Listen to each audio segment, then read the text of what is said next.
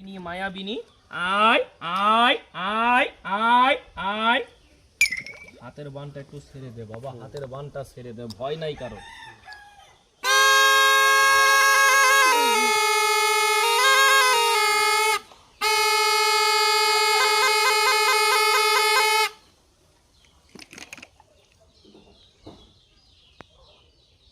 ওরে বাবা, কইলাম না আছে আপনাদের এলাকায়, এই যে আপনাদের এলাকায় একটা কথা কয় না, এই এলাকায় একটা জানোয়ার একটু বেশি দেখা যায়, নাম বললে অনেকে চিনবেন।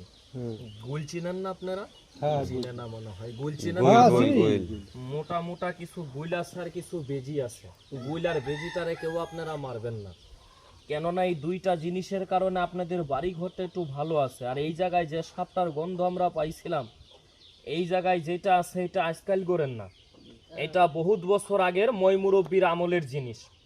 এই জায়গায় দুইটা আছে এক জোড়া, একটা আছে মাঝে মাঝে আপনাদের ওই মাথায় থেকে ওই কিনার দিয়ে ওটা ছুটাছুটি করে, ওটা চুলের মতো কালো, মাঝে মাঝে বিলের কিনার দিয়েও দেখা যায়, কিন্তু ওটা কারোর ক্ষতি করে না।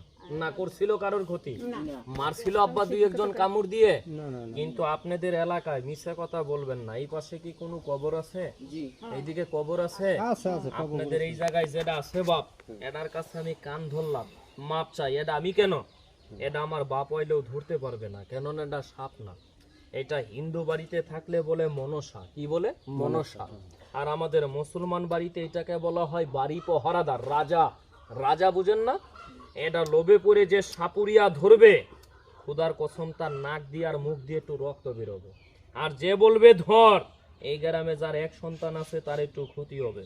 আপনারা কি চান কারোর ক্ষতি হোক? বাবা এটার কাছে কান ধরছি, মাপ চাই। আই গুনেন, আয় চলে যাইগা, একটু কষ্ট দিয়ে গেলাম না, গেলাসে পানি চাও না, করিটা ছেড়ে চেক